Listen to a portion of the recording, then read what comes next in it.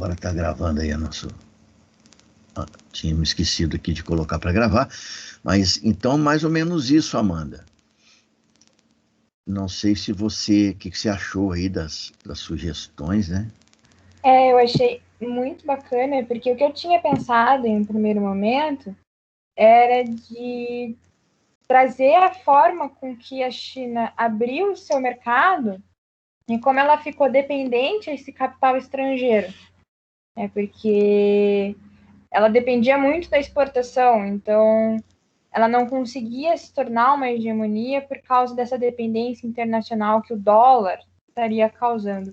Mas eu achei esse ponto que você trouxe muito interessante, porque aí eu consigo colocar isso dentro dessa hipótese, desse problema central.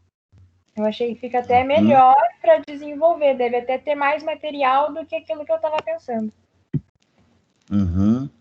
Sim, sim. Eu tenho uma coisa também,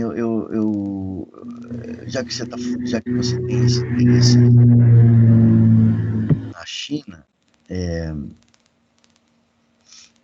eu não sei, eu ando com muita vontade de me dedicar aqui a escrever um pouco a respeito da situação da China, mas não só da situação da China, também da própria União Soviética. Eu já falei um pouco disso com vocês lá na disciplina de Economia Política Internacional, mas eu tenho uma tese pessoal, né, um entendimento a respeito da China e da própria União Soviética, num período pós-Revolução de Outubro de 17, eu tenho um entendimento de que esses países nunca foram países socialistas.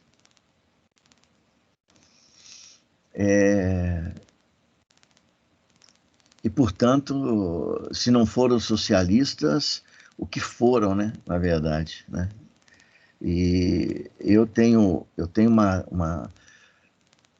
uma percepção disso muito influenciada pelo meu orientador de doutorado, professor Józef Balcerek, que eu até apresentei ela parcialmente para vocês lá na disciplina de Economia Política Internacional, quando nós falamos lá da Revolução, aliás, na disciplina de História Econômica, quando nós conversamos sobre a Revolução na Rússia. E lá eu disse para vocês que o que surgiu lá na Rússia em 1917 não foi socialismo, né? E tentei mostrar isso através de uma série de argumentos, né? Inclusive dos próprios líderes da Revolução Russa, né? Que não admitiam essa ideia de que aquilo lá era socialismo, né? Mas isso precisa ser melhor estudado, melhor apresentado, né? Mas de qualquer maneira seria um outro assunto, né? Que envolve evidentemente a China também, porque para mim a China também nunca foi socialista, né? Na verdade, o que aconteceu lá foi uma luta desesperada daqueles países contra, de um lado, o atraso econômico, social, e, de outro lado, e paralelamente, há uma luta contra a dominação pelos países mais avançados, né? Deixa eu ver aqui um negócio aqui. Não sei o que está acontecendo aqui. Está aparecendo uma tradução aqui embaixo, que eu não sei porque foi isso que apareceu. Bom, mas, enfim, esse é só um comentário que eu estou fazendo que eu acho aí bem interessante e oportuno para os dias que nós estamos vivendo, né? Mas, então dá uma olhada depois lá com carinho naquelas hipóteses, naquele problema lá que está formulado, E se você quiser depois ajuda para pensar nos objetivos específicos e também nos objetivos, eu não sei se eu cheguei a colocar isso lá. No seu caso, cheguei a colocar até o objetivo geral. Colocou, Né? você colocou todos, aham. Só faltou só os objetivos específicos, né? Que provavelmente serão aqueles que darão aí a orientação para a própria elaboração dos capítulos, né? Se você quiser, você pensa um pouquinho nisso, e depois, se você quiser, me manda para mim, aí depois a gente conversa, eu tento te ajudar nisso aí também. Beleza, professor, obrigada. Tá bom? Estou vendo que a Maria Eduarda está aqui, além de outros, claro, evidentemente, Oi, né? prof, boa noite. O Giovanni já tinha entrado logo no começo, e Maria Eduarda, eu estou falando com ela porque ela me disse que o projeto, a prova dela foi respondida também com base no que ela gostaria de desenvolver na monografia. E eu também andei fazendo lá umas observações, né, Maria Eduarda? E, enfim, deixa eu abrir aqui, peraí, para eu ver também se...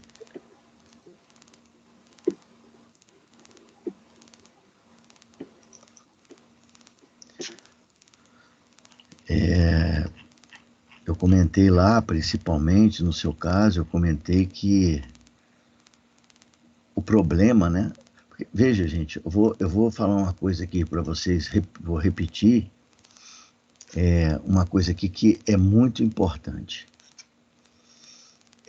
O problema da pesquisa vai nortear todo o restante do projeto e a própria pesquisa. Olha, eu vou citar um exemplo aqui, não vou dar nome, mas recentemente houve um caso de uma pessoa que me procurou, não é me orienta, não sou eu quem oriento o aluno, mas me procurou dizendo que estava tendo dificuldade de avançar com a pesquisa. E eu pedi para ele, bom, então faça assim, manda para mim o teu projeto, porque talvez eu possa ali, depois a gente possa conversar em cima do projeto, em cima de um material concreto que representa ali, digamos, né, o teu itinerário de pesquisa. E depois de ver o projeto, eu disse para o aluno o seguinte, olha, você não vai conseguir avançar com essa pesquisa. Por quê? Eu falei, bom, porque simplesmente o teu problema ele é inviável de ser pesquisado. Não se dá para pesquisar isso aqui. Era um problema de uma vastidão tão grande, tão grande.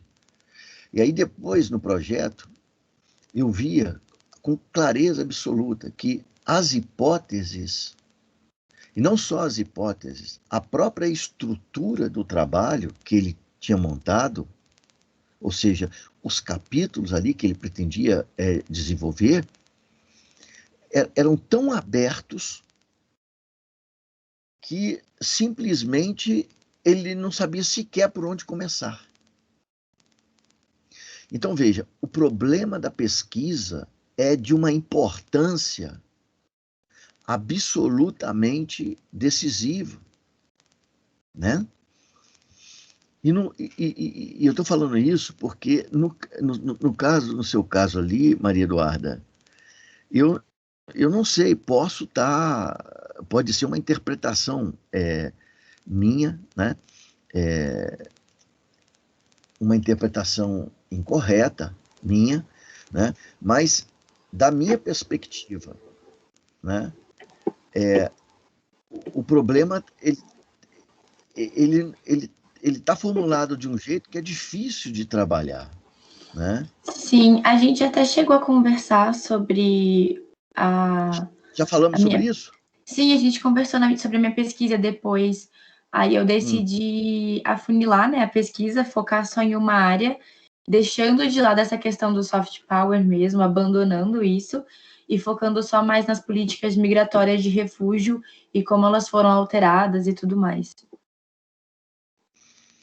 Sim, e aí eu até queria te fazer uma pergunta, porque eu desconheço, então vou te perguntar aqui. A Dinamarca faz parte da União Europeia? Sim. Faz. Mas ela tem uma política migratória diferente da política da União Então, Europeia? eu estava lendo sobre isso e tem, porque eles têm um número X de refugiados, por exemplo, que eles têm que receber, né, que eles têm que abrir as portas no ano, e 2015, 2016, se eu não me engano, essas políticas não foram cumpridas e elas vêm sendo alteradas ano após ano e elas vêm reduzindo todos os trabalhos que eles faziam, né, para refugiados e de aceitação, eles vêm reduzindo isso. Então, isso até é um tema bastante recorrente dentro do parlamento lá, porque o pessoal que é mais liberal, né, economicamente falando, geralmente é contra, e o pessoal que é mais social-democrata, assim como o governo, é a favor. Mas as políticas vêm se reduzindo cada vez mais. Inclusive, foi matéria de um jornal dinamarquês, se eu não me engano, há um mês e meio atrás, que eles grampearam os telefones de requerentes de asilos que foram rejeitados no país, tipo, para saber como que está a situação. Então, é algo que vem mudando ao longo dos anos. Mas como é que isso pode funcionar no âmbito da União Europeia? Eu pergunto isso porque um dos motivos que levou ao Brexit tinha a ver exatamente, entre outras coisas, tinha a ver com essa questão também migratória. Porque o Reino Unido queria ter o direito de disciplinar essa questão das migrações aí dentro, nas suas fronteiras de uma maneira que lhe fosse, que fosse do seu interesse. E exatamente a União Europeia parece que ela tem uma política comum a respeito disso. Se a Dinamarca está dentro da União Europeia, como é que é possível conciliar essa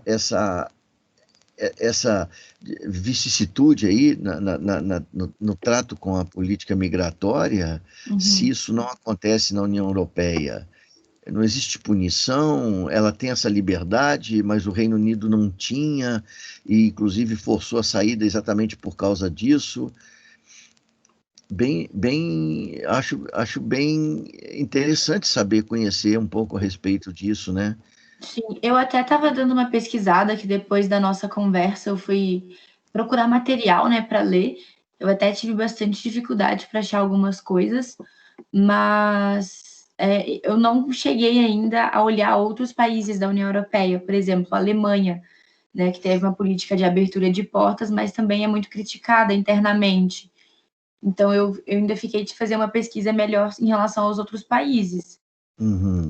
Mas depois disso eu tive umas aulas com a professora Priscila, que foge bastante do tema, né, do que eu pensei, e eu estava pensando, às vezes, em envolver mais uma questão de sustentabilidade no meu TCC, então eu ainda estou dividida nos dois temas. A questão de sustentabilidade e a questão de política migratória. Isso, ainda estou um pouco dividida, então eu estou pesquisando sobre os dois, para eu ver em relação ao material, em relação ao tema, né, o que eu consigo desenvolver, até mesmo de material dinamarquês mesmo que eu estou procurando, né, material interno, para eu ver o que eu me sinto mais confortável falando e o que eu acho que tem maior relevância também. São temas interessantes, né? São temas interessantes, são temas atuais, são temas presentes aí no nosso dia a dia, mas olha, eu acho que você precisa dar uma aceleradinha, né? Por causa do tempo, né? Do prazo, definir de uma vez qual dos dois temas você sente-se mais feliz em trabalhar, né? Pense principalmente no teu interesse nessa hora, né? Veja aquilo que Mas eu você... estou procurando bastante material, até conversei com a Priscila, ela me enviou alguns outros também que eu tô lendo, mas eu Sobre pretendo sustentabilidade? sair. Sim, eu pretendo sair desse semestre com um tema definido. Na verdade, você tem que sair desse semestre mais do que isso. Você tem que sair com um projeto sobre o tema. Sim, só que eu me sinto um pouco mais tranquila, porque o meu TCC é só para julho do ano que vem. Então, Ah, tá.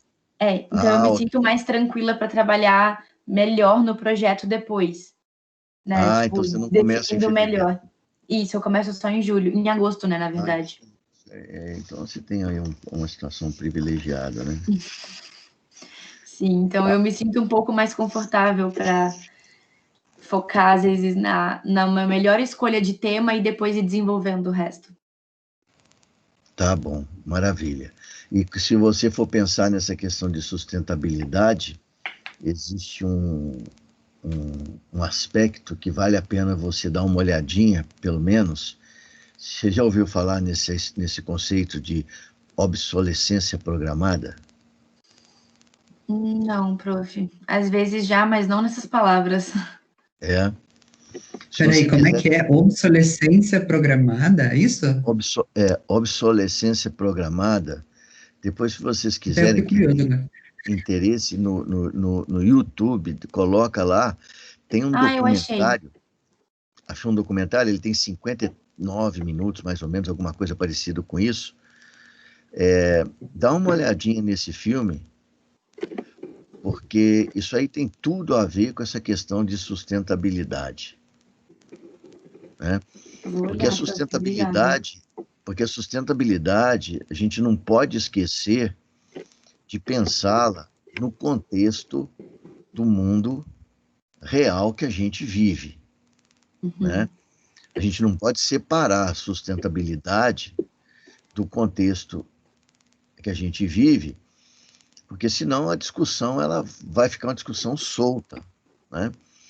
E ao colocar dentro desse contexto histórico que nós vivemos, nós vamos ter que falar, quem falar sobre sustentabilidade vai ter que falar sobre capitalismo, não tem outro jeito, Sim. né?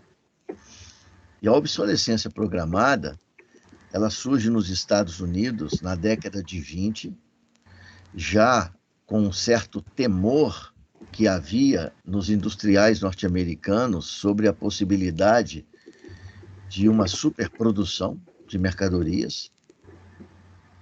E o primeiro ramo da atividade econômica que vai sofrer a influência da obsolescência programada é o ramo de lâmpadas elétricas, né? E o documentário vai contar direitinho, então depois você dá uma olhada. Mas, basicamente, obsolescência programada significaria que a indústria modificaria o, o, a matéria-prima, ou, enfim, mecanismos do sistema de produção, de tal maneira que os produtos tivessem uma vida útil mais curta. Isso começa na década de Sim. 1920, mas vai ganhar força a partir do pós-guerra nos Estados Unidos e depois se alastra para o mundo inteiro, né? E é uma coisa muito recente isso, prof, porque, por exemplo, dentro de casa mesmo, a gente vê as máquinas de lavado, sei lá, da minha avó, da minha bisavó, duram até hoje. A máquina de lavar que minha mãe compra agora não vai ter a mesma durabilidade que antes. É uma coisa já feita para poder estragar. Para durar menos, né? Isso. E a lâmpada, por exemplo, só a título aí de exemplo, ela inicialmente ela tinha uma durabilidade de 2.400 horas e hoje ela tem uma durabilidade média de 1.000 horas, né? Então você imagina que a pessoa que consumia, sei lá, vamos pegar o seu exemplo da máquina de lavar, uma pessoa que usava uma máquina durante a vida, agora talvez tenha que usar duas, né? Levando em consideração o consumo mundial, então vai dobrar o consumo mundial, né? Então, mas por outro lado, isso também acelera o processo de absorção de recursos naturais. porque se no lugar de uma você produz duas, se você dobra a produção, ou talvez triplica a produção, evidentemente que o consumo de recursos naturais vai ser muito maior, né? Então tem a ver com isso. Dá uma olhadinha nisso, talvez isso te traga aí alguma luz sobre isso. Eu vou dar uma pesquisada, assim. Obrigado, prof. É isso. Eu queria mostrar uma coisa aqui para vocês, mas deixa eu ver um negócio aqui. Giovanni, a sua prova você também fez com base no que você queria desenvolver na pesquisa? Ou não? Sim. Sim. Sim? Em alguma medida, algumas questões que eu me aprofundei na prova são questões que eu gostaria de fazer pós-faculdade, fazer algum tipo de especialização posteriormente com isso, né? No caso específico da faculdade, eu vou me conter até o momento de desagregação da Grã-Colômbia, mas não ao ponto do Panamá, por exemplo. Porque o lapso de tempo seria muito, muito grande, né? Vai ficar um gap um pouco extenso para poder explicar, então eu vou me conter ali em uma década de período pós-independência no máximo, assim, tentando focar bastante em questões internas do país. Dissuasões políticas e tal. Uhum.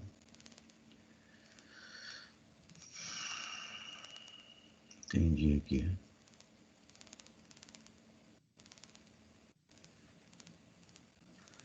Vou pegar, né? Como internacionalista, vou pegar um pouquinho do Congresso do Panamá, algumas questões de litígio, né? Tratados e tal, mas alguma coisa assim bem tangencial. Eu não vou me aprofundar muito nessas questões que poderiam ser trabalhadas por outras áreas. Acho que não seria o foco. Fugiria do escopo, né, do projeto. Tá. Então parece que você quer, sua proposta, na verdade, é não apenas discutir a questão do desmantelamento, né, da Gran Colômbia, mas especificamente estudar a participação das elites colombianas, não é isso? Nesse processo. Exato. Uhum. Eu vou até tentar, o esqueleto que eu estou fazendo é do próprio Simão Bolívar, né? Então, daquele período que ele começa o processo de independência até o momento que ele vai para o exílio, né? Ali pegando uma década, 15 anos, mais ou menos, porque ali mostra bem como que houve uma dificuldade de fazer convergir interesses nacionais. Mas daí eu já me abstenho do pós-exílio. Gostaria. Na verdade, se eu pudesse, faria até para poder. Me dói um pouco não poder falar mal dos Estados Unidos no TCC, mas vai ser o jeito. Vou ter que me conter. Mas a questão não é falar bem ou falar mal, né? Mas eu acho que, de qualquer maneira, eu penso que talvez essa dificuldade que você aponta ali, né? Você diz aqui, né? Durante o início do século, o próprio país, as elites, suponho eu, né?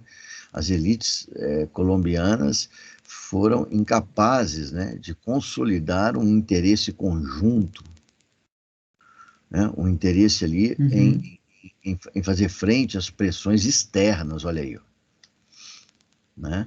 Então, se foram incapazes de fazer frente a questões externas, nessas questões externas aqui, certamente você vai acabar mexendo aí, talvez, né, com essas forças, supostamente os Estados Unidos estariam envolvidos nisso, né? E a Argentina de Rosas também, né? Como? A Argentina de Rosas, né? Que Uhum. tinha uma dificuldade aí de pegar. Na verdade, não existia Argentina naquela época, né? Confederação Platina, Uhum, de ver se ia ficar, se a central seria no que era o vice-reino da Prata ou no vice-reino da Colômbia, né? uhum. Tinha essa disputa. Enfim, e tem que ver também o que está por trás dessa disputa também, né? Mas, de qualquer maneira, eu acho que o seu projeto ele está relativamente amadurecido, né? E ali agora é só uma questão de ajustar ali os detalhes, né, da construção do projeto, né? Eu queria só mostrar um negócio aqui, eu quero mostrar um negócio aqui para vocês hoje, sobre a formatação ali da escrita. Porque, olha, tem muita gente que começa a escrever o texto para formatar o texto depois que o texto já estiver escrito. Isso não é uma coisa muito boa de ser feita, né? Por quê?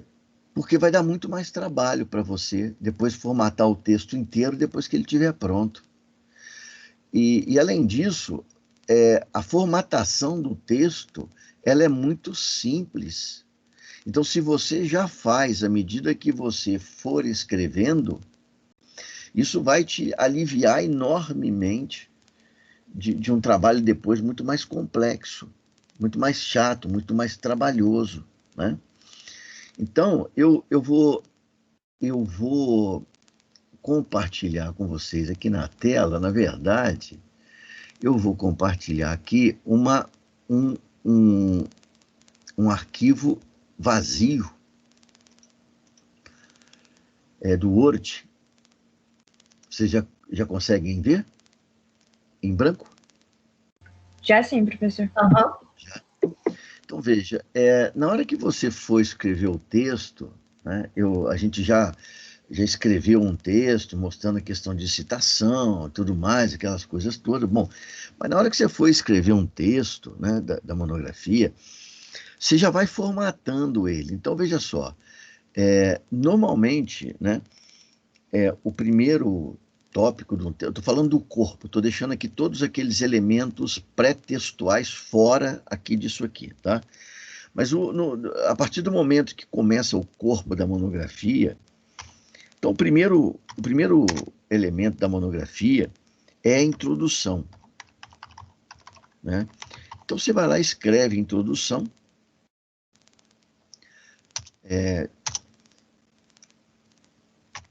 por exemplo. Imagine que você vai fazer um trabalho aqui e o primeiro capítulo da tua monografia, o título vamos dizer que,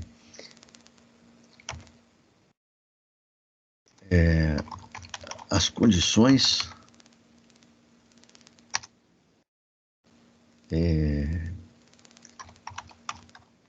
históricas que precederam a imigração japonesa ao Brasil. Então, suponha que seja um trabalho que, que vá falar sobre a imigração japonesa para o Brasil, né? Então, tem que ser o primeiro capítulo, os outros demais não precisam. Então, você colocou aqui, ó, primeiro você vem aqui, ó, né? Vai lá no parágrafo, zera tudo aqui também. Vem aqui, primeira linha, né?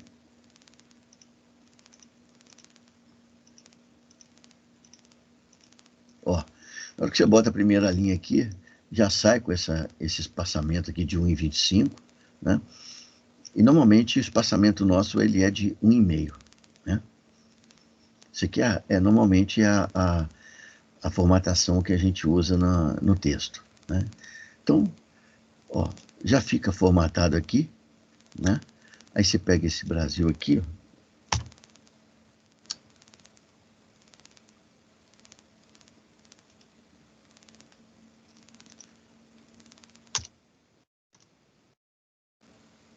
Deixa eu ver se aqui vai para frente. Não sei por que isso está acontecendo. Bom, mas aí você botou aqui, ó, introdução, primeiro capítulo, aí você leva o primeiro capítulo lá para a próxima página.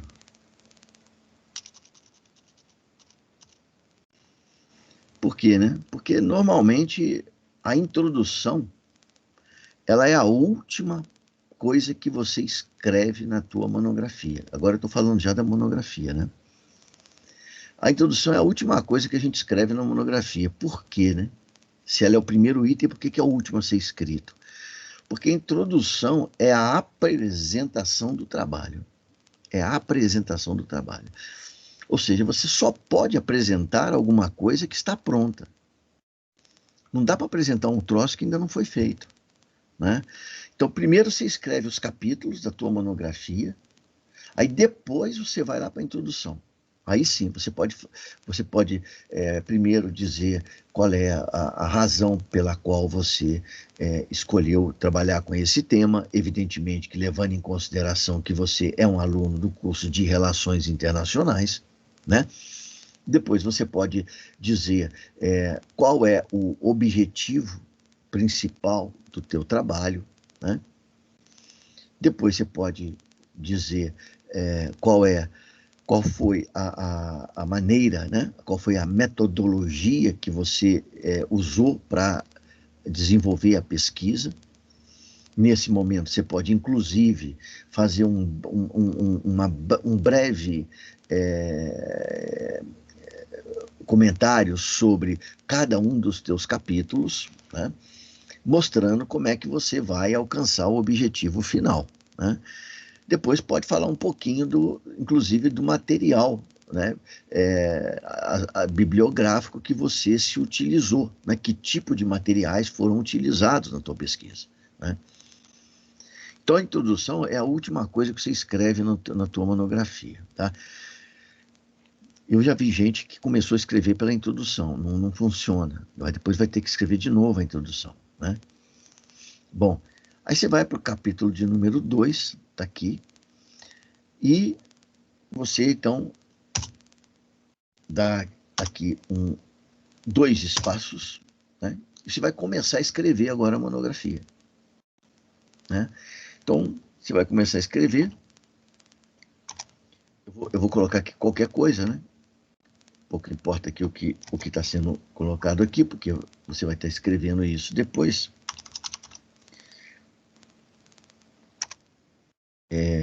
Então, olha só, você vai escrever aqui a monografia.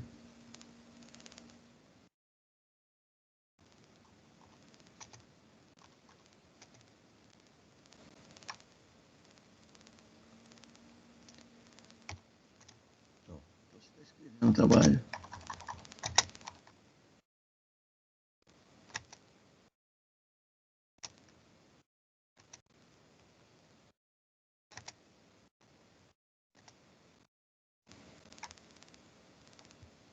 E aí, você terminou o parágrafo aqui, ó.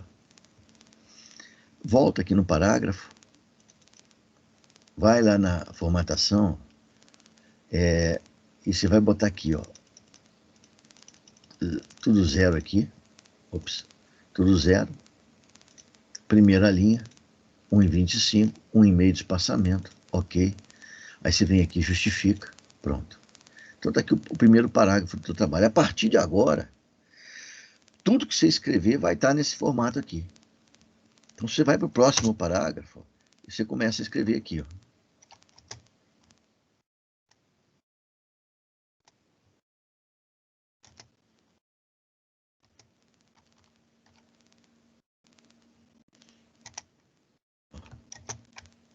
Aí você vai escrever aqui, né? Ponto, ó.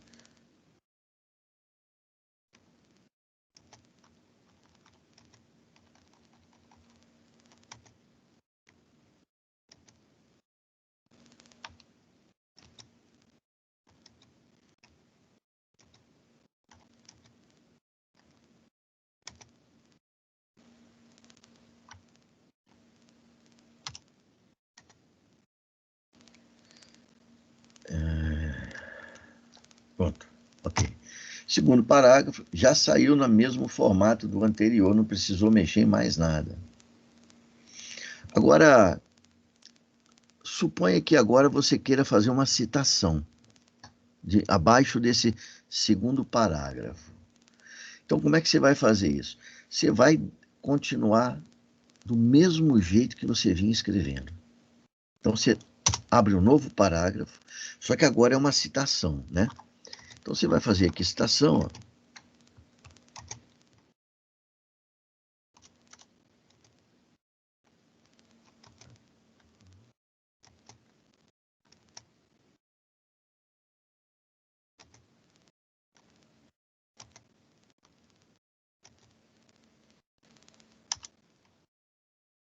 Você continua aqui, supondo aqui que a citação...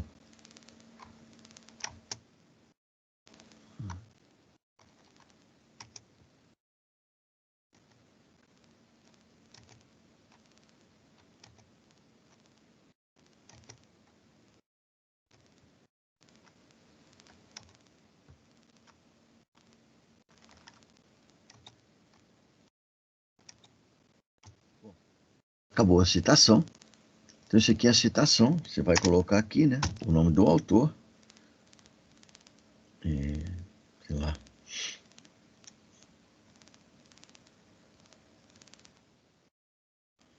Vírgula.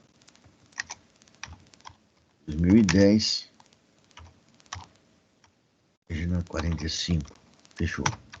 Né? Bom, fez a citação.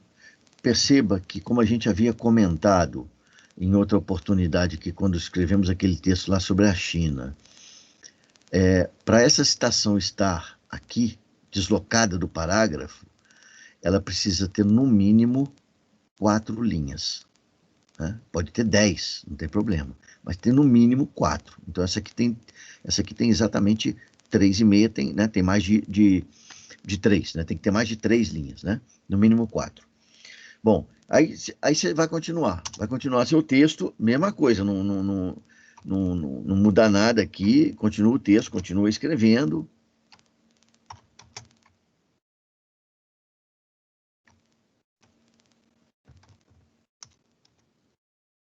Continua escrevendo aqui, ó.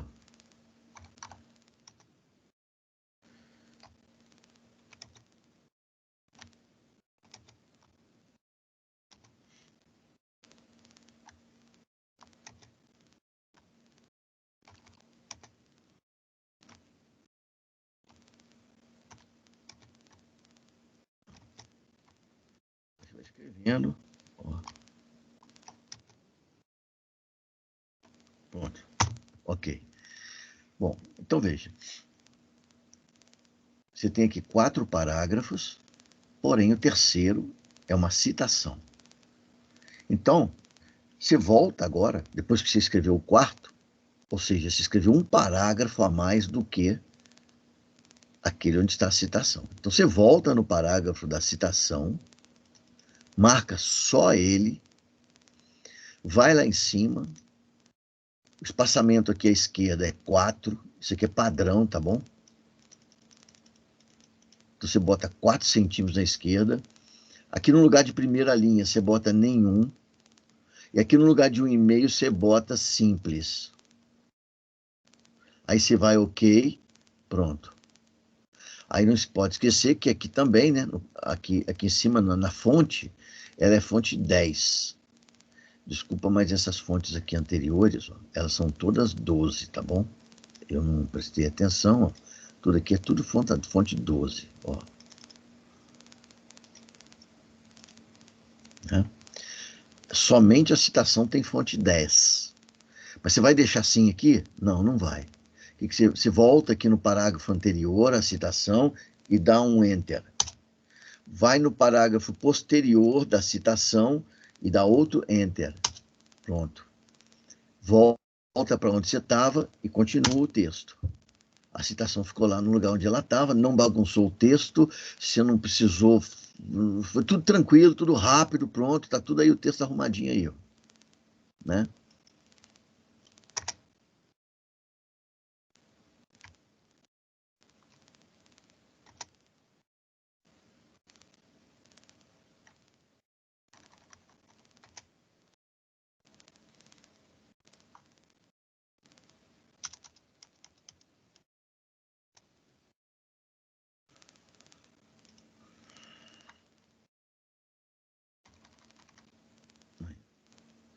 pronto. Está tudo arrumado aí o texto, ó. Parágrafo, citação no meio. Tudo tranquilo. Né? Beleza? Então você não precisa de escrever fora de norma e depois voltar para corrigir tudo o trabalho. Já vai construindo o texto na norma, né? E, enfim, isso facilita a tua vida posteriormente, tá? Então é assim que eu queria só também mostrar isso aqui, né? Eu acho que todos vocês sabem, mas, enfim, para evitar dúvida, quando você for colocar uma nota de rodapé, existe já no Word o mecanismo ali que permite você fazer isso, né? Então, por exemplo, se você quiser botar uma nota de rodapé aqui, ó, nesse lugar, você vai lá em cima no Referências, abriu lá em cima, você vai simplesmente clicar ali, ó, Inserir nota de rodapé. O próprio o Word, mecanicamente, ele vai te jogar lá para a nota de rodapé, olha só. Você não faz isso manualmente, não, tá? É tudo mecânico aqui no sistema, né? E aí você escreve a tua nota de rodapé, que você quiser escrever, né? Essa nota de rodapé pode ser para um esclarecimento, como eu já tive a chance de falar com vocês, né? Ou pode ser também uma tradução, né? Que vocês queiram eventualmente aí fazer, né? De um texto que vocês vão usar um texto em uma língua estrangeira, né? Então, ponto, botou aqui a nota de rodapé. Uma outra coisa, normalmente o texto ele é escrito em fonte Arial, tá? Arial 12, tá? Arial 12, e aqui na nota aqui na citação, né? Arial 10, tá? E lá embaixo, na nota de rodapé, geralmente a gente usa Calibri 10, tá? E também justificado, ó. Né? E daí continua, a vida, ó, o texto continua e vai embora que ele tá no formato, já está formatado aqui, né? Até que surge uma outra citação e aí você vai proceder dessa mesma maneira que foi feita aqui, né? Tranquilo? Tranquilo, professor. Tranquilo. Alguma dúvida sobre a redação aqui, sobre isso que nós estamos falando aqui agora? Alguma coisa que vocês tenham dúvida? Arial 12. Pronto. Professor, levantaram a mão aqui no Diga. Microsoft Teams. Como? Alguém levantou a mão aqui. Opa! Vitor, por favor, Vitor. Boa noite, professor. É o seguinte, aqui no parágrafo é 1,1 né? 1,5, né? Isso. A distanciamento aí do parágrafo, né? Sim. E outra coisa que eu ia conversar também é que eu vi que antes de começar a mostrar isso aí, estava conversando sobre a prova lá, né? Quem tenha colocado o tema que Isso, pretendia pesquisar, né? E eu também, eu isso. acho que eu já tinha dito numa aula retrasada, acho, que o meu tema seria aquele que eu coloquei, mas na verdade eu tenho algumas coisas que eu gostaria de conversar para serem ajustadas, o que seria possível ou não. Tá, pera um pouquinho, deixa eu só abrir aqui para você, Vitor, peraí. Vamos lá, vamos ver aqui o que você colocou na prova, Vitor, deixa eu ver, peraí. Tá aqui, ó. Deixa eu ver aqui, ó. Quase os meus juízes após o meu realismo de Kennedy Galbraith. Bom,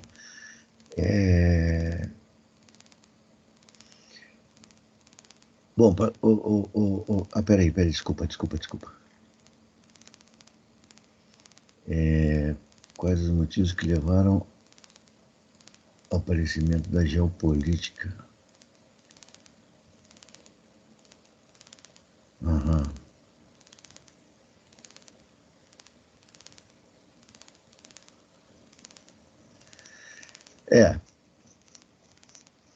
Eu pessoalmente não conheço esse tema que você está propondo, esse problema que você propôs aqui.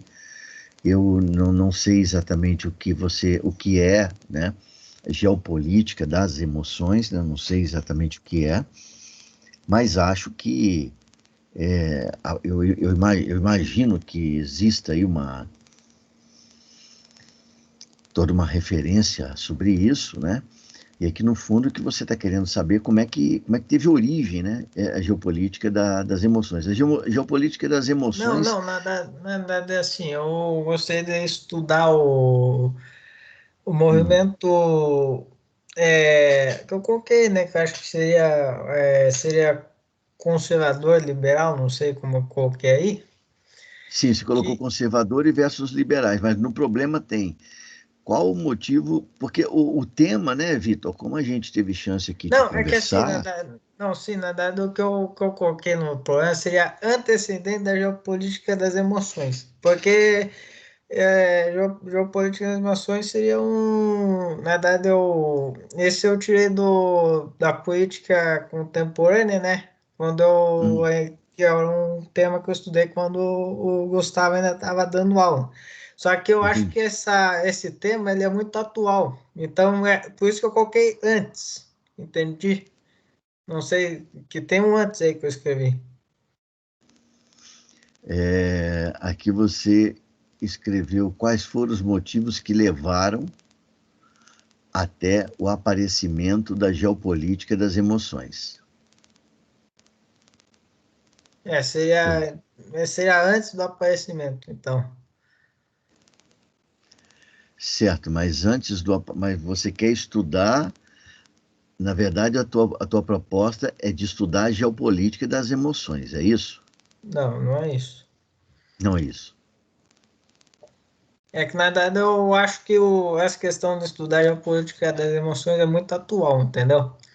Então, Uhum. assim, a minha intenção é estudar o movimento liberal com movimento sociais, né? Tanto a questão liberal como tipo assim, até os anos assim, 2016, assim, focando mais na parte histórica do movimento Sim.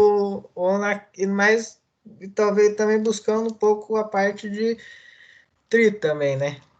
E A daí parte do quê? A parte do de quê? tri, de teoria das relações internacionais, né? E daí Certo. dentro um pouco mais para o final do trabalho, aí eu ia adicionar um pouco de política contemporânea. Seria algo mais ou menos isso que eu queria trabalhar. Olha, eu não sei, hein, Vitor? Eu acho que a gente talvez precisasse conversar um pouquinho mais sobre isso para eu conseguir é, entender melhor, porque pelo que você falou agora, a impressão que eu tive é que você, na verdade, você quer estudar o liberalismo. O liberalismo. Então, se é isso, a menos que exista uma conexão entre essas coisas, eu acho que essa expressão de geopolítica das emoções nem devia aparecer no teu problema. Se não é isso que você quer estudar, se você quer estudar, como você disse aqui, o que veio antes, então por que esse tema vai aparecer aqui no teu, né?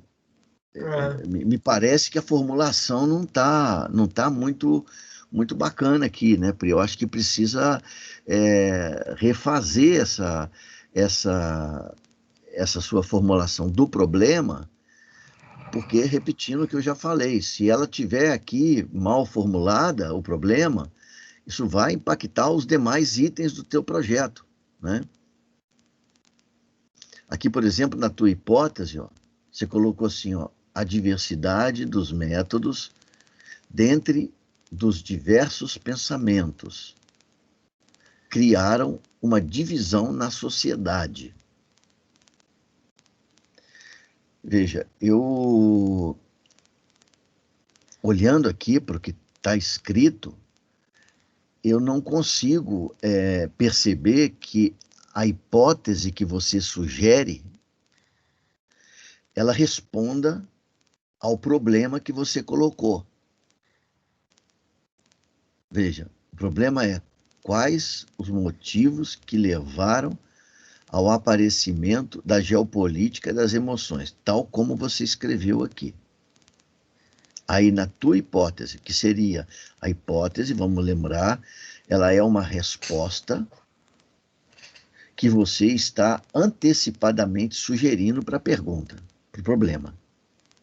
Aí você coloca na hipótese a diversidade dos métodos dentro dos diversos pensamentos criaram uma divisão na sociedade.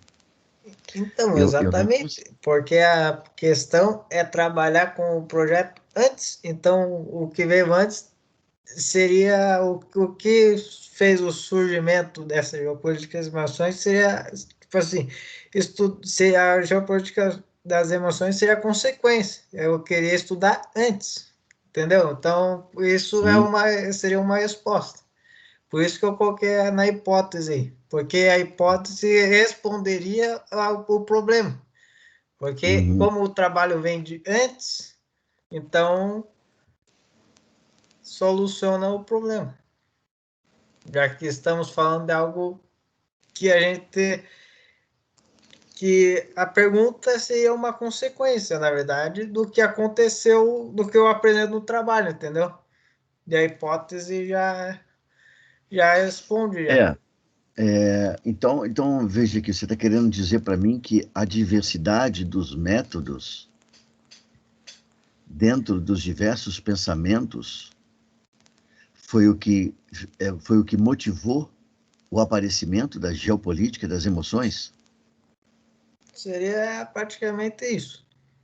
Sim, de forma mais resumida, a ideia seria... Eu não vou ter uma pequena dificuldade aqui, Vitor, em te ajudar muito aqui, mas eu estou me dispondo aí com você, da gente depois marcar, Vitor, um horário, se você quiser, quando você tiver maior facilidade, ou pode ser à tarde, ou de manhã, ou à noite mesmo, quando for mais fácil para você, para a gente voltar a conversar, porque eu vou fazer o seguinte, eu vou tentar primeiro me informar, conhecer um pouquinho sobre o que é geopolítica das emoções, né?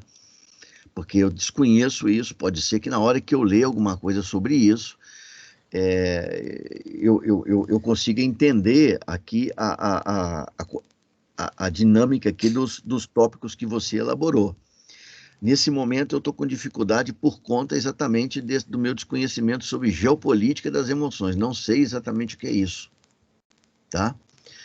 Mas eu me disponho aí a voltar a falar contigo, tá? A gente pode, inclusive, marcar, se você não quiser no horário da aula, pode ser fora da aula, podemos marcar um horário, aí eu venho, a gente tenta conversar, você me fala um pouco mais detalhadamente sobre o que é exatamente que você está querendo pesquisar, e aí eu vou tentar te ajudar, beleza? Beleza. Então tá, então a gente vai marcar um horário aí, depois eu mando uma mensagem para você, para a gente marcar esse horário, e a gente tenta acertar isso aqui, mas eu vou primeiro me informar um pouquinho sobre essa geopolítica das emoções. Tá bom? Tá bom, com certeza. Nós somos poucos aqui hoje na turma, gente. Eu já falei com o Vitor, já conversei com o Giovanni um pouquinho, falei com a Amanda. E dos que ainda estão aqui agora, alguém gostaria de falar sobre o projeto de pesquisa? Sim. Oi, Eu professor. falar. também. Ai, desculpa. Quer ir primeiro? Pode Não, falar. mas você falou antes. Tá bom. Obrigada. Oi, professor, tudo bem? Oi, Maria Letícia, tudo bem? Tudo. Fazia tempo que eu não mostrava as caras aqui. Desculpa, Pois é professor. verdade, verdade. É, E a tua resposta também na prova foi mais ou menos o trabalho que você pretende? professor, assim, é uma das áreas que eu tenho muito interesse em desenvolver pesquisa, a Certo. monografia, porque eu confesso que eu tenho, na verdade, muitas ideias e eu gosto de muitas áreas, todas dentro do direito internacional, mas eu não sei direito Certo. como desenvolver. E aí, o que eu ia perguntar, na verdade, é que Hum, eu queria sair um pouco desse aspecto que eu coloquei no projeto que eu falei, na prova. na prova, isso, desculpa, de política externa e focar um pouco mais Hum, no direito internacional. E daí, na questão de se a Colômbia poderia ser responsabilizada internacionalmente por, pelas práticas, né, de narcotráfico que existiram no país, com base em precedentes que a Corte Internacional de Justiça já deu sobre responsabilização por terrorismo, mas aí, às vezes, é equiparado na legislação internacional. Então, que seria essa uma possibilidade, ou a outra seria falar tipo, de forma geral sobre responsabilização internacional por atos de crime organizado transnacional. Assim, e hum. daí trazer as hipóteses de como que é feita essa responsabilização. Ela vai incidir sobre o Estado? Existe a possibilidade de responsabilizar os grupos de crime organizado? E aí seria mais ou menos essa a ideia. Eu acho interessante, mas ao mesmo tempo eu penso que é um vespeiro isso. Eu acho que é um tema muito, muito complicado. Para começo de conversa, os Estados Unidos, por exemplo, parece que eles não. Me corrija se eu estiver errado. Parece que os Estados Unidos não reconhecem o TPI. É o TPI, mas daí é diferente da CIJ. Sim, mas veja, o TPI, hoje, ele não é reconhecido pelo país, digamos, mais importante no mundo.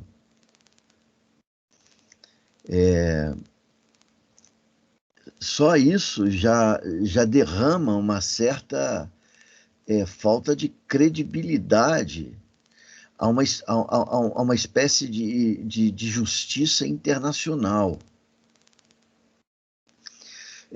Depois, essa questão de terrorismo é bem complicado, porque no caso específico que você mencionou, é claro que aqui talvez a pessoa mais adequada para conversar com isso sobre você fosse um professor do direito internacional, sem dúvida, né? Eu estou aqui especulando um pouco junto com você aqui. Mas, por exemplo, no caso da Colômbia, o narcotráfico, por exemplo, ele era controlado por grupos privados. Grupos privados. Eu não sei se esses grupos são grupos de pessoas como é que chama? De personalidade jurídica, como é que chama que vocês falam? É isso mesmo? Se são atores de personalidade jurídica, enfim, não sei porque veja, as empresas transnacionais, só para pegar um outro tipo de grupo também que existe, né? As empresas transnacionais, existe muita dificuldade em processá-las. É um negócio muito difícil, porque você vai processar uma empresa, por exemplo, como a Volkswagen, onde? Aqui ou na Alemanha? Tem países que processam, tem força para tanto. Os Estados Unidos processam a Volkswagen, mesmo sendo a Volkswagen alemã. Agora, é um negócio meio complicado lidar com essa questão de grupo, porque o governo da Colômbia, por exemplo, o que o governo da Colômbia pode fazer? Imagine que um brasileiro, um grupo de brasileiros, se organize e forme uma associação terrorista e, ainda que o governo brasileiro não apoie, emita todos os pronunciamentos contrários, dizendo que vai tomar todas as atitudes necessárias, que não aprova as ações desse grupo terrorista brasileiro, tarará, tarará. O grupo vai, por exemplo, e se liga com um grupo peruano e pratica atos terroristas lá no Peru, começa a liderar e a organizar os próprios peruanos que são adeptos dessa mesma visão que eles têm, e aí o governo peruano diz o seguinte: olha, vocês, o grupo brasileiro privado aqui, esse grupo aqui, ele montou, ele entrou em conexão aqui com os peruanos, montaram aqui um grupo aqui, ele que assessorou, ele que orientou e tudo mais, e começaram a praticar atos terroristas, então agora o Brasil tem que pagar por isso. Não sei como é que funciona. Realmente, eu também, nessa parte aí, eu não vou saber muito bem como... Eu sei que é um vespeiro, hein? Você vai mexer num vespeiro esse negócio aí de direito internacional para lidar com grupos privados, né? Mas o que eu te aconselho nesse caso, Maria Letícia, é talvez conversar com a Michele, né? Você tem aula com ela agora, esse semestre? Não, mas eu sou monitora dela. Ah, você é monitora da Michele? Uhum. Então a pessoa certa para você conversar aí, no caso, é a Michele. Eu acho que marca um horário com ela, diz para ela: professora, eu gostaria de conversar com a senhora, porque eu já estou começando a pensar aqui na minha monografia e queria conversar um pouquinho com a senhora sobre o tema que eu tenho em mente, para que a senhora possa me dar uma luz, para ver se isso aqui é viável, eu discutir isso e tudo mais. E se for, para ela te dar um direcionamento, né, para você poder trabalhar com essa questão. Eu acho que nesse caso aí eu não posso te ajudar muito, eu sinto muito, eu não posso te ajudar muito. Foge completamente da minha perspectiva aqui, a parte de direito internacional. A única percepção que eu tenho de longe, assim mesmo assim, é essa, de que é um vespeiro lidar com isso. Um troço muito complexo. O que não impede de ser um tema super interessante, né? Sim. Eu vou pensar então em falar melhor com a Michelle, porque essa questão de crime organizado transnacional sempre me chamou bastante atenção. Então eu queria tentar ir meio que por essa área. Pois é. Hoje isso é muito presente também, né? Porque Sim. se já houve a Colômbia, por exemplo, parece que hoje grupos mexicanos assumiram a liderança desse narcotráfico internacional, que era antes controlado pelos cartéis colombianos. Tem grupos mexicanos assumindo esse troço, uma confusão louca aí que eu também não entendo muito bem, não, mas eu acho interessante. E o bom do assunto, um bom tema, é um tema polêmico. E eu acho que esse é o caso, né? Então tem só que ver com a Michelle se realmente isso aí não é um terreno assim muito movediço, um negócio complicado para você lidar com isso, né? Mas tirando isso, eu acho que a princípio é polêmico e, portanto, deve ser um tema muito interessante. Entendi. Obrigada, professor. Às vezes eu fico um pouco perdida, porque tem muito tema, assim, pra gente pensar, né? E aí, Sim, e aliás, isso ele, ao mesmo tempo que é uma vantagem, é um problema. É uma vantagem porque se tem muito tema, significa que você tem uma mente aberta, por exemplo, e é capaz de perceber conexão entre várias coisas, e isso é bom. Agora, na hora de fazer uma pesquisa, para pessoas que têm essa propensão a enxergar as interconexões que existem entre os diversos fenômenos que acontecem, é que você precisa se disciplinar. Eu sei que pode parecer empobrecedor, mas a pesquisa, ela exige disciplina da sua parte. E disciplina, nesse caso, é o seguinte: olha, eu preciso ter um foco. Porque se eu não tiver foco, eu não consigo fazer a pesquisa. Se eu for pensar em várias coisas ao mesmo tempo, eu vou começar a dilatar tanto o meu campo de abrangência que eu não vou conseguir dar conta dele, né? Então, o primeiro grande desafio para uma pessoa como você é exatamente isso. E aí eu acho que a conversa com a Michelle pode ser decisiva, né? Porque você precisa de criar um foco específico para a abordagem que você vai dar ao trabalho. Sim, com certeza. Com certeza. Muito obrigada, professor. Que isso, eu peço desculpa por não poder ajudar mais, né? Imagina, mas já ajudou sim. Muito obrigada. Boa noite. Boa noite, então, Maria Letícia. Quem mais ia conversar comigo aqui? Sou eu, professor Gabriela Barcelos. Oi, Gabriela. Ah, sim, a gente Tudo bem? conversou, né? Tudo. Diga. Eu queria só saber se tá boa a minha divisão que eu coloquei de capítulos que eu fiz na prova. Peraí, que eu vou ver. Deixa eu só procurar aqui, peraí. Eu mandei para você. Você pediu, não mandei? Eu não recebi, professor. Meu Deus, então desculpa, eu vou ver agora, mas eu te mando também, peraí. Não, tranquilo. Peraí.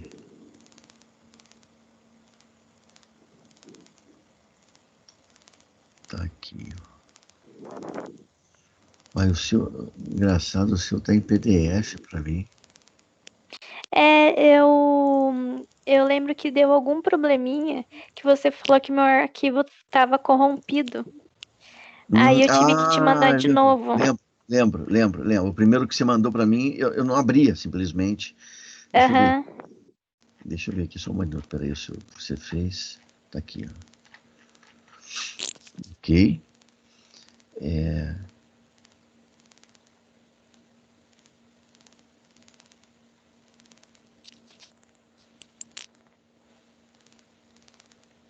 É que com esse tema eu já falei com o professor Andrew e ele aceitou já me orientar. Tá. Só que eu ainda não, como eu ainda não tinha feito esse pré-projeto, tava ainda resolvendo o que eu ia fazer, aí eu só queria confirmar se tá bom desse jeito ou se poderia melhorar de alguma forma ou se a divisão não tá muito boa. Olha,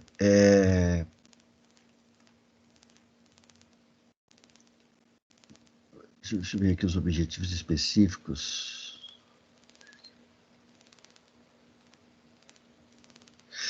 A primeira coisa assim que eu diria para você aqui, Gabriela, é o seguinte: a teoria eugenista, eu não sei se você sabe, ela não nasceu na Alemanha, não. Não, Nos Estados Unidos. Estados Unidos e Inglaterra também. E então talvez você pudesse, no teu problema, vincular essa teoria eugenista, que você fala que ideia de eugenia, você podia talvez talvez o questionamento aqui talvez fosse o seguinte: como, né?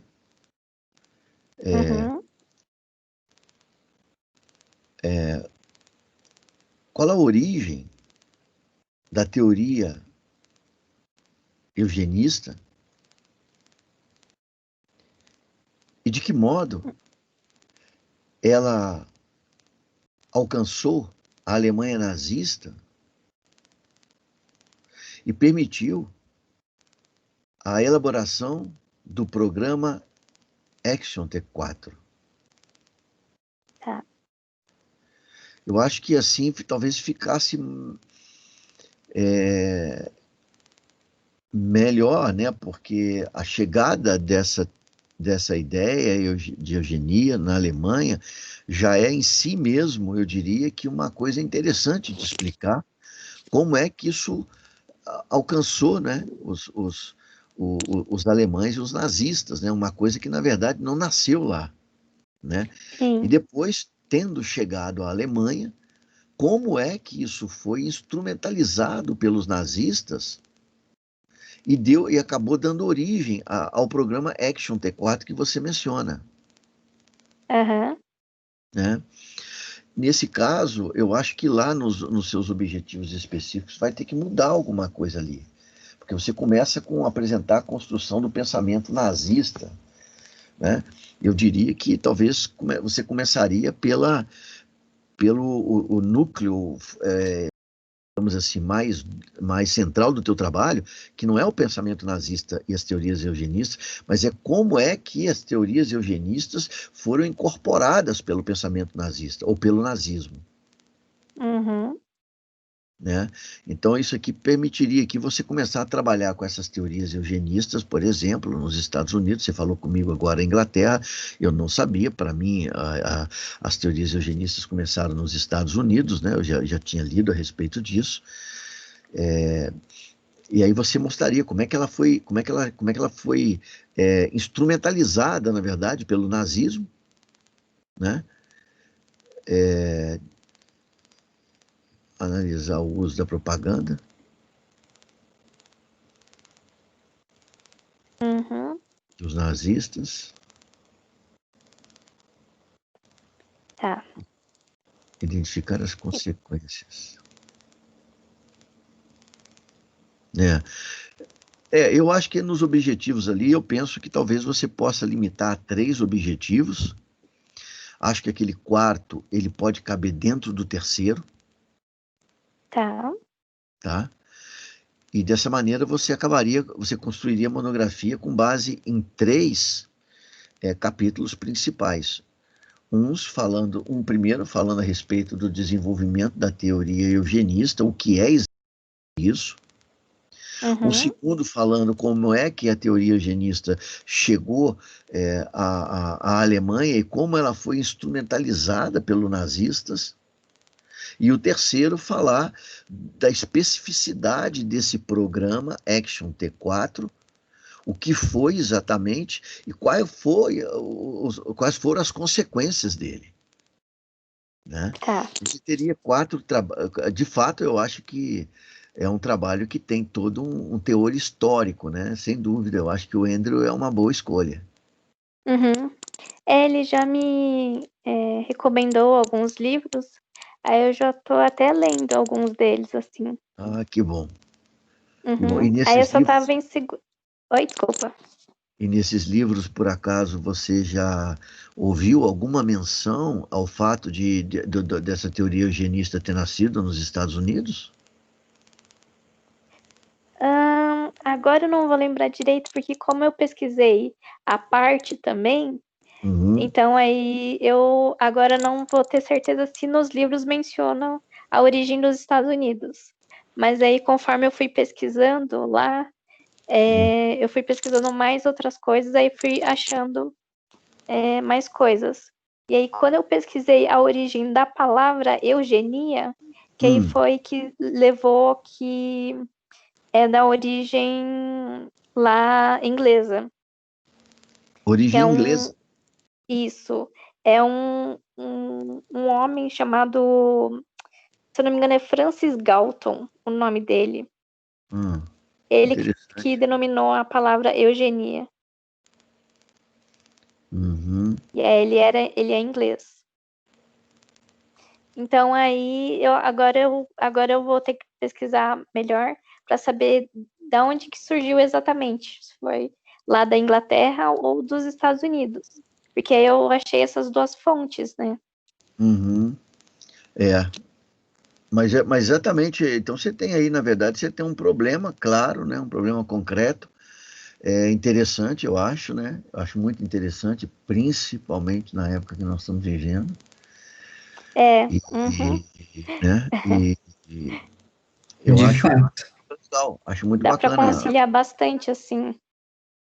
Até o Andrew me mandava algumas notícias do governo, dessa questão eugenista e perseguição de pureza, e que infelizmente ainda está na moda, né? Aham. Eu vou depois, Gabriela, como eu tenho lá agora o seu número de telefone, eu vou te encaminhar depois lá uma monografia, que não é sobre isso não, mas eu orientei uma monografia em RI, já faz muitos anos, talvez uns 10 anos, mas eu devo ter esse trabalho em arquivo comigo. Na verdade, a monografia foi sobre transgênicos, né? Mas eu me lembro dessa época que essa aluna, quando ela falou dessas pesquisas de pesquisa genética, ela remeteu essa pesquisa a essa época de pesquisas com engenharia genética nos Estados Unidos e falava de negócio de eugenia. Ah, tá. Tá? É por isso que eu me lembrei disso. Então, não sei se é muito importante, mas de repente pode ser ali uma referência para você dar uma olhadinha nela. Ah, sim, achei bem interessante. Tá? Talvez lá quando ela fale sobre isso, talvez ela cite alguma fonte bibliográfica, você pode dar uma olhadinha nisso também. É isso que eu pensei agora enquanto você estava falando, para ver, para procurar mais as fontes, né? Ok. Então eu vou fazer isso, e se você quiser mexer aí no projeto e depois me mandar de novo, eu fico à disposição para poder conversar com você, pensar junto com você um pouquinho. Tá bom? Muito obrigada, professor. Eu vou ver aqui, então. E aí, qualquer coisa, aí você me manda, então, quando puder. Tá. Aí, pelo Ok. WhatsApp, eu acho que é mais fácil do que por e-mail. Vai mais rápido. Também gosto. Eu prefiro também. Eu vejo com mais facilidade. Ah, então tá bom. Tá bom? Então, beleza. Então a gente volta a conversar aí na sequência. Ok, professor. Muito obrigada, viu? É isso. Disponha. Um abraço e uma boa semana para você, Gabriela. Obrigada. Boa noite, igualmente. Boa noite.